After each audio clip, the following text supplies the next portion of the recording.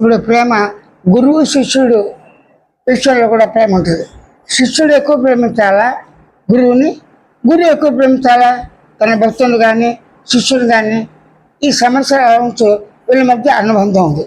ఆ గురువు ద్వారా ఒక నామాన్నో, ఒక జపాన్నో, మంత్రాన్నో, ఒక ధ్వన్నో ఏదో ఒకటి పట్టుకునే మార్గాన్ని భగవంతుని ప్రేమిస్తాడు. అంటే భగవంతుడి ప్రేమ ఉంది, కానీ మధ్యలో గురువు యొక్క ఉపదేశం ఉండాలి. అప్పుడు భగవంతుడికి నువ్వు ఏ విధంగా ప్రేమిస్తావు? సాకారంగా ప్రేమిస్తావా, నిరాకారంగా ప్రేమిస్తావా? సాకారంగా ప్రేమిస్తున్నావు అనుకోండి, ఈశ్వరుడు అంటే ఇష్టం, ఓడి నారాయణ ఇష్టం. ఆ ఈశ్వర శబ్దం తప్ప అమ్మ అనే శబ్దం కూడా వాడికి ఇష్టం ఉండదు. అలాగే విఘ్నేశ్వరుడు ఉంటారు కదా, వాళ్ళు ఎవరిని కూడా ప్రేమించారు. శివుడు తర్వాత ఎవరైనా శివుడే మెయిన్ అంటారు. ఎంత మెయిన్ అయినా కూడా ఆ శివుడే కొన్ని వరాలు ఇచ్చేంత ఉంపు భక్తులకి. విఘ్నేశ్వరుడికి ఆశీర్వదించావు.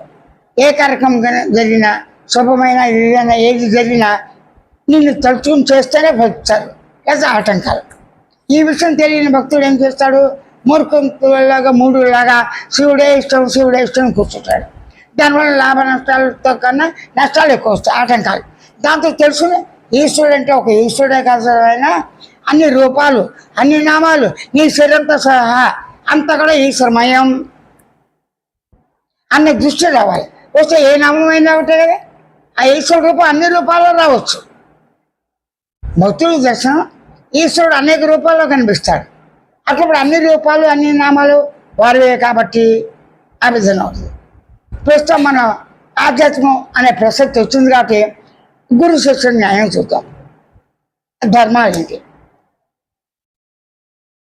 గురువుకి ఏ విధంగా సేవించాలి? శిష్యుడు ఆశ్రమంలో ఉండి సేవించడం వేరు, వచ్చిపోయే వాళ్ళది వేరు. సంసారంగా ఉండి వచ్చిపోయే వాళ్ళు వేరు, సంసారంగా ఉన్న భార్య భర్తలు ఇద్దరు కలిసి గురువు యొక్క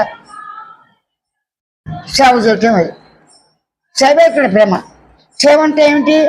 గురువు గారికి అనేక కార్యక్రమాలు ఆధ్యాత్మం కావచ్చు, భౌతికం కావచ్చు, ఇంకేదైనా కావచ్చు, వారి యొక్క కార్యక్రమాలకి చూసే విధంగా నడవడు ఉండి సేవించడమే అండి.